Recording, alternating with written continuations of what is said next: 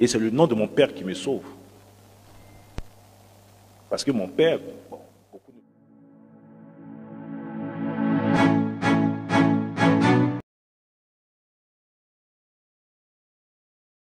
Oui, aujourd'hui, je suis ministre de la promotion de la jeunesse, porte-parole adjoint du gouvernement, porte-parole adjoint du RHDP.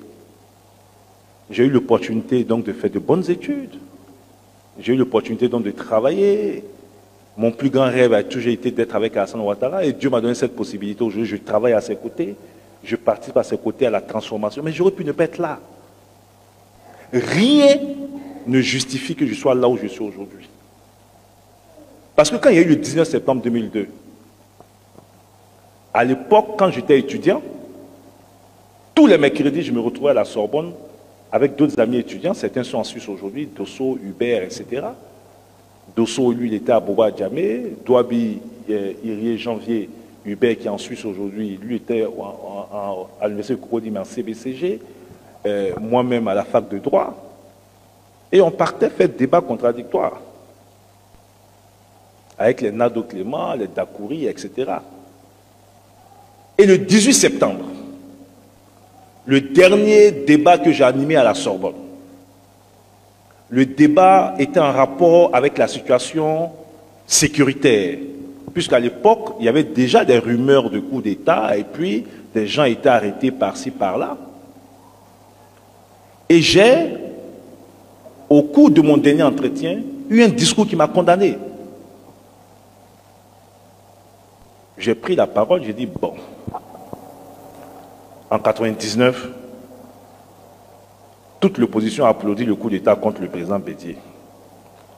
Notamment le président Gbagbo, qui en 1999 a même qualifié ce coup d'État de coup d'État républicain. Parce que pour lui, le président Bédié avait obstrué les voies démocratiques et que le seul salut pour la démocratie, c'était donc le coup d'État de 1999. Et j'ai poursuivi mon raisonnement en disant que si, au lieu d'arrêter les gens, parce qu'à l'époque, les questions politiques n'étaient pas résolues, on avait eu un forum de réconciliation nationale avec Seydou Diarra, dont les recommandations n'avaient pas été appliquées. Donc j'ai dit, mais il faut appliquer les recommandations et puis ouvrir le jeu. Parce que s'il ne le fait pas, et que demain il y a un coup d'État, mais comme lui il a applaudi là, on va applaudir aussi. Et puis malheureusement pour moi, le lendemain, il y a eu coup d'État. Or, comment je disais demain là, c'était si un jour, j'aurais pu dire si un jour. Et j'ai dit, mais si demain il y a un coup d'État, et puis le 19 septembre, il y a eu coup d'État. On dit non, non, non, vraiment Touré là, vraiment il était d'État. Il est même venu annoncer ici la veille qu'il y aura coup d'État. Mais j'ai été pourchassé. Ça, je le dis, c'est la première fois que je témoigne publiquement. J'ai été pourchassé. J'ai été découpé à la machette. J'ai failli perdre mes doigts. Je porte encore les cicatrices, vous pouvez regarder. Découpé à la machette dans le dos, la cuisse, les mains. Et après mon agression, mon parti me fait soigner au CHU donc de Cocody. Je suis pris en charge par le professeur Samuel Kadegokou, qui me confie à un infirmier qui m'a fait toutes les sutures donc de la main, de la cuisse, du dos. Mais comme à l'époque, il y avait des messages qui étaient lancés pour dire que si vous voyez des gens suspects, il faut signaler.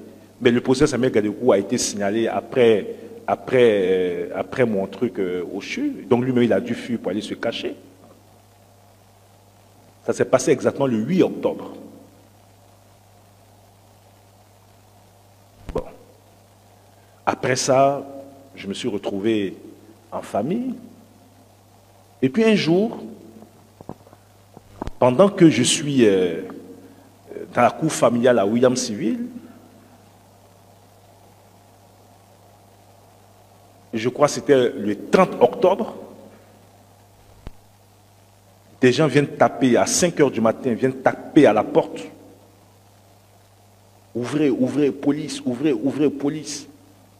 Et comme je suis d'une famille musulmane, donc à cette heure-là, donc les gens se lèvent pour prier. Donc ils ouvrent.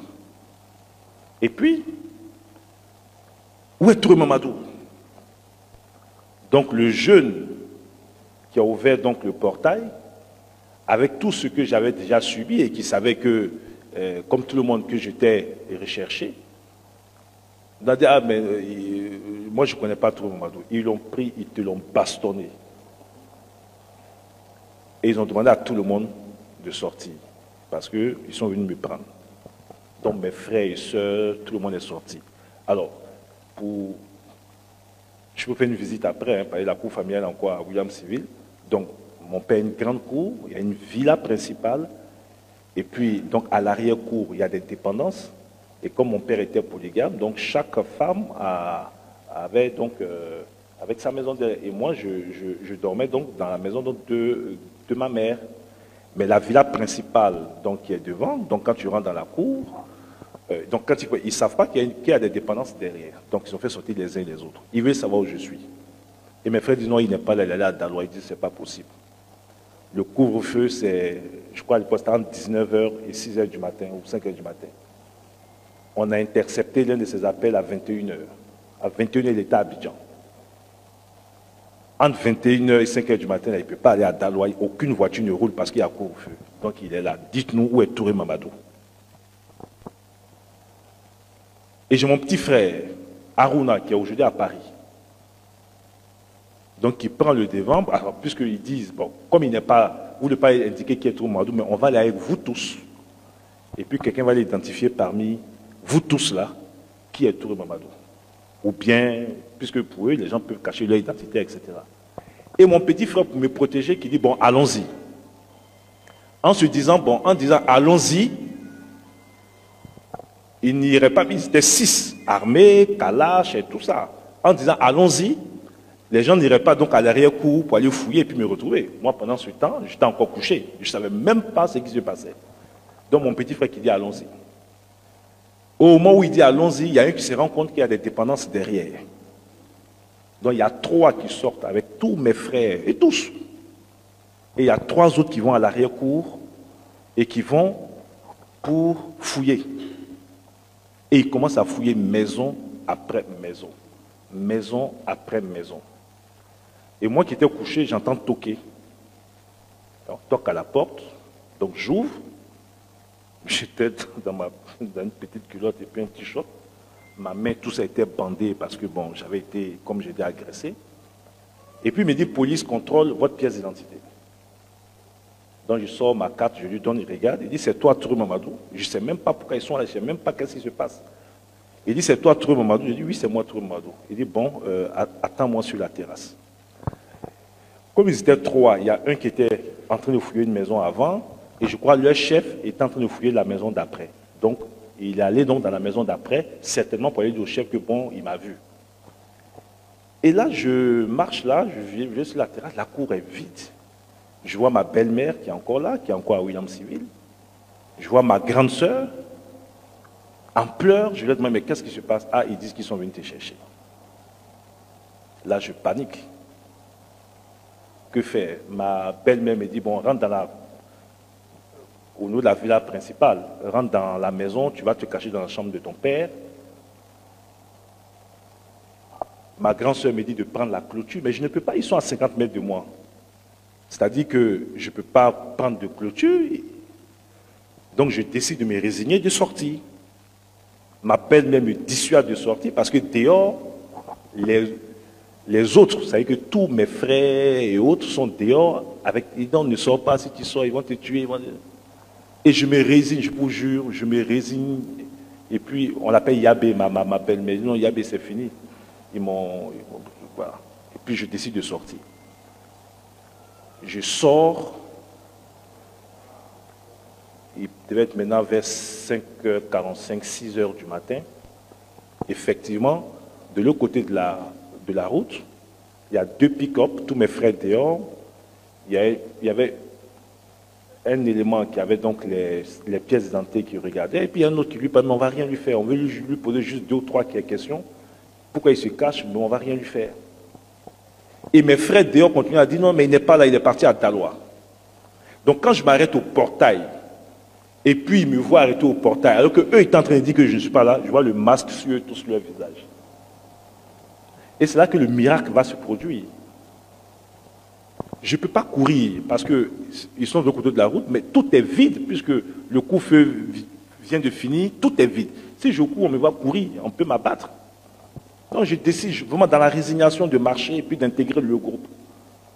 Donc je marche, et puis j'intègre donc le groupe. Et je me rends compte là qu'aucun des 3 éléments armés venus me chercher, aucun des 3 n'a fait attention à moi quand j'ai traversé, je suis rentré dans le groupe. Et j'ai dit à haute voix, je vais faire pipi. Et j'ai fait comme si je faisais pipi à la bouteille, et mes frères ont commencé à faire écran, et j'ai marché doucement, doucement, et puis pop, je suis parti. Mais ce n'est pas encore fini. Mais puisque les gens dedans m'ont vu, il y a au moins un qui m'a vu. Donc les 3 qui sont dedans sortent, et ils demandent aux uns aux autres d'embarquer. Et puis ils demandent après moi, donc ceux qui sont dehors disent, mais on ne l'a pas vu ici. Et alors, quand ils disent on ne l'a pas vu ici, donc pour eux, certainement ils m'ont vu dedans. Certainement il y a une porte dérobée donc, dans la cour. Certainement je me cachais pour fuir. Ils ont lancé à ma belle-mère, bon, nous on partait le tuer. Mais comme il veut se cacher, et vous les djoulas, vous enterrez vite les gens, on va le tuer devant vous-même ici, et puis vous allez l'enterrer.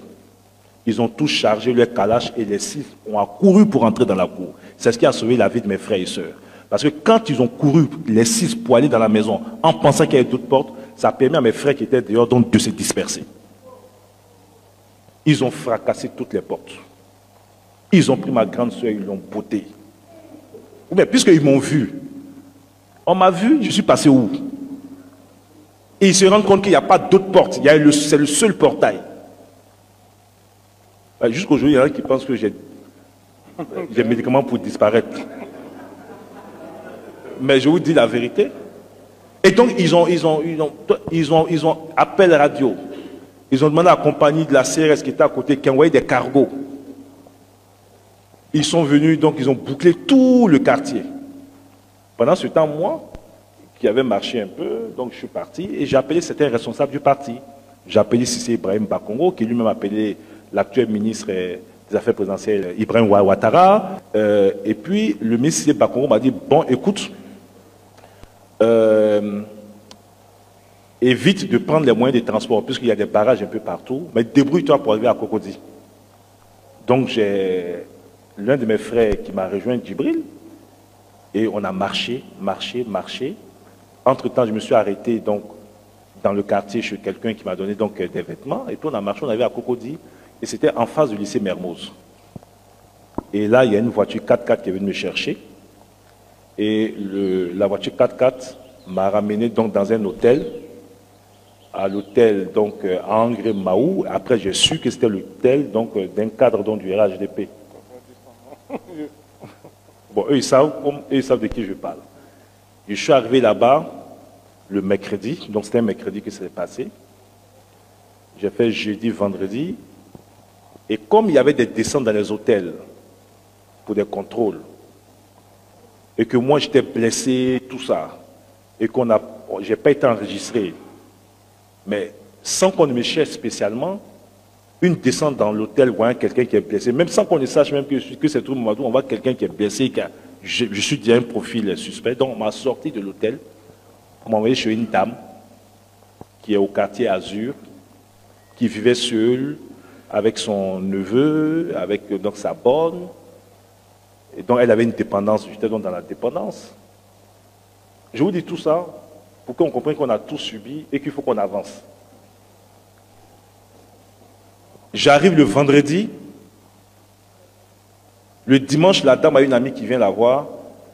Comme elle vit seule, elle a le boy, elle a la bonne, elle a son petit neveu qui doit avoir peut-être 3 ans, 4 ans. Et la dame qui voit qu'il y a la climatisation de la dépendance qui est allumée, qui dit à son ami, mais tu as de la visée? Non, non, c'est un jeune du RDA là. Bon, les gens cherchent à le tuer, donc moi je l'ai gardé chez moi ici. Elle venait de me livrer comme ça. Le lendemain, lundi, à 22 h, les gendarmes sont venus boucler tout le quartier. Je n'ai plus la numérotation exacte, mais les villas là-bas à Azur sont numérotées. Donc je crois que c'est 110, 111, 112, etc.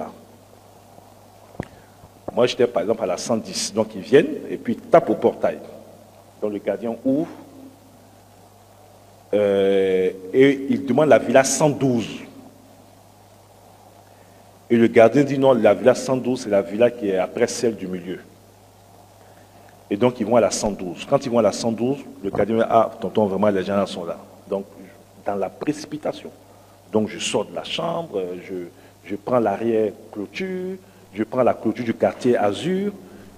C'est Azur où il y a même un terrain de basket quelque part là. Donc, je prends la clôture du arrière. En descendant, je me fracture le pied. Je ne peux plus marcher, donc je me traîne maintenant par terre, et pépé, jusqu'à ce que je me casse. Bad. Entre-temps, quand ils vont à la 112, ils se rendent compte que la villa en question, c'était la 110, donc ils reviennent. Donc le temps qu'ils partent pour revenir, moi, c'est ce qui m'a permis donc de partir. Ils auraient pu rentrer directement. Donc l'erreur commise sur le numéro donc, de la villa. Bon, je vous passe tous les détails. Après, je cherche à me réfugier. Parce que je suis dans la broussaille. Vraiment là, il y avait des Burkinabés qui avaient donc les maisons en bois près de la petite mosquée du Depuis. Je tape les portes, les gens ouvrent. Quand ils me voient, ils paniquent. Il a plu ce jour-là. Et puis il y a un vieux qui décide donc de me recueillir chez lui. Mais j'étais en panique. Et puis il me dit non, ne t'inquiète pas. Il fait même ses prières. Mais le vieux n'a même pas fini de dire ça, que la patrouille donc, de gendarmerie donc, descend dans le quartier. Et puis les gens commencent donc à fouiller. Mais là, pour moi, c'est fini. La femme du vieux qui estimait que dans la panique, il ne faudrait pas que je fasse trop de bruit pour ne pas que, ça attire l'attention et que les gens viennent. Mais je les entends venir, ils sont en train de venir maison après maison dont ils vont venir. Non, elle me dit en langue, non, le vieux a prié, il n'y a rien, il n'y a rien. Et puis à un moment donné, une voix qui dit, bon écoutez, il n'y a personne ici, allons-y. Bon. Et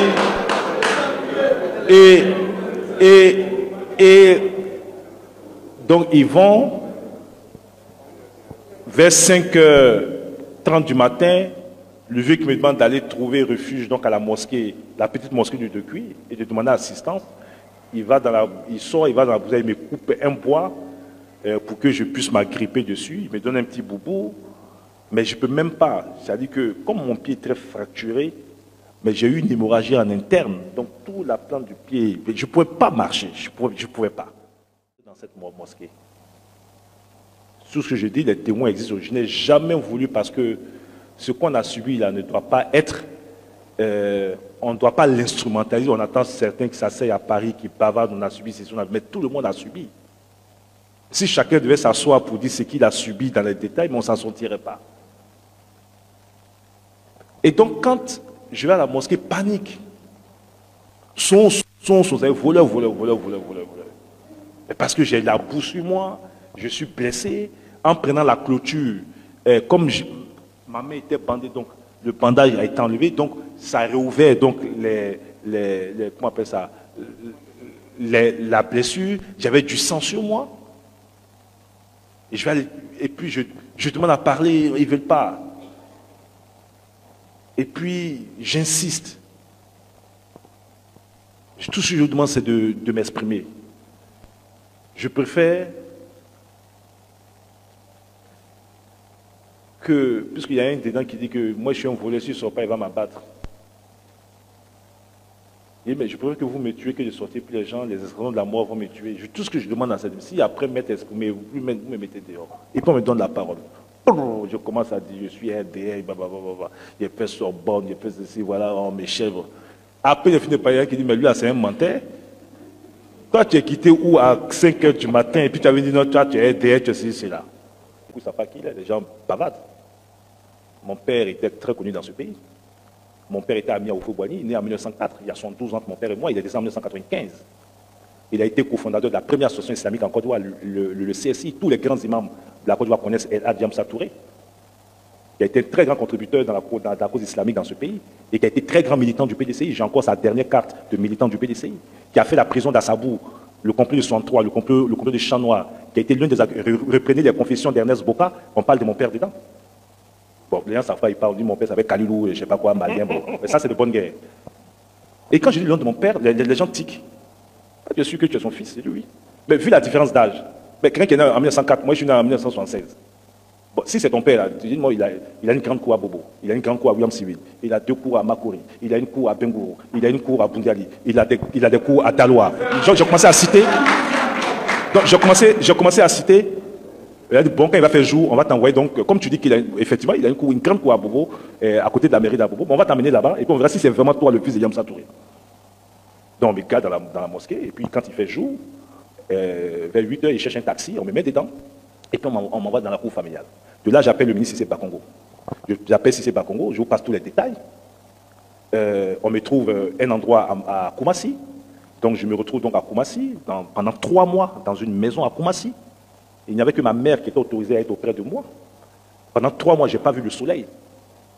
Je suis blessé, je ne peux pas me soigner dans un hôpital parce que j'ai rempli toutes les conditions de suspect idéal, assaillant, tout ce que vous voulez, jusqu'à ce que mon pied puisse se rétablir et que fin janvier 2003, comme la plupart des cadres donc, du RDR, on m'aide à sortir par l'aéroport en me camouflant avec un autre nom, tout. Je sors par l'aéroport, je vois une compagnie, je crois que c'était une compagnie camerounaise qui m'envoie à Bamako, où il y avait déjà les Kandia, les Kafana, la mère du président, les AMS, il y avait beaucoup de cadres du parti qui étaient déjà à Bamako. Donc on a connu aussi les...